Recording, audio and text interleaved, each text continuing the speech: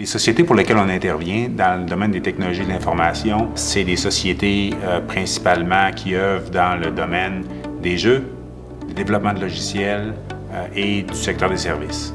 Pour ces entreprises-là, la durée de vie d'un produit est très courte. Il faut être capable d'intervenir rapidement, sinon on manque notre fenêtre d'opportunité.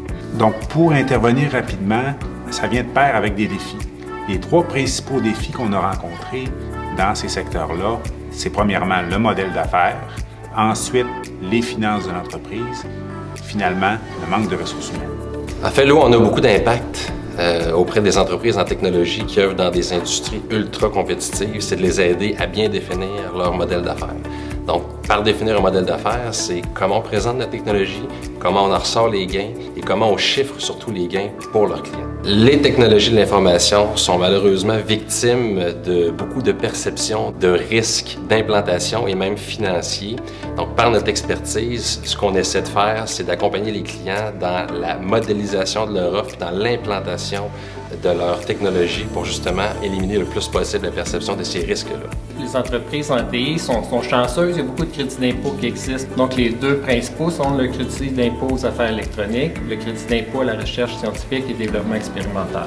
C'est qu'on comprend bien les entreprises, on connaît bien les programmes d'incitatifs fiscaux, donc on est capable de faire le match entre les deux. Et selon les contextes de l'entreprise, selon ses activités, on peut optimiser les crédits aussi. Donc, c'est pas nécessairement seulement le CDAE, seulement la RSCDE. Des fois, il y a une combinaison des deux, puis il y a une optimisation à faire.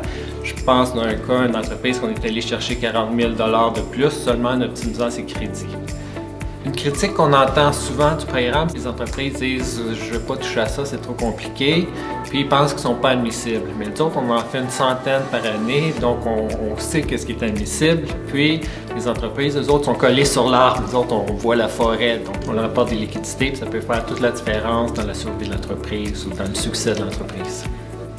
Le manque de ressources spécialisées en technologie de l'information, c'est un frein important pour les entreprises actuellement. Puis il faut être capable d'accélérer l'embauche de ces ressources-là, dont notamment les ressources qui viennent de l'étranger.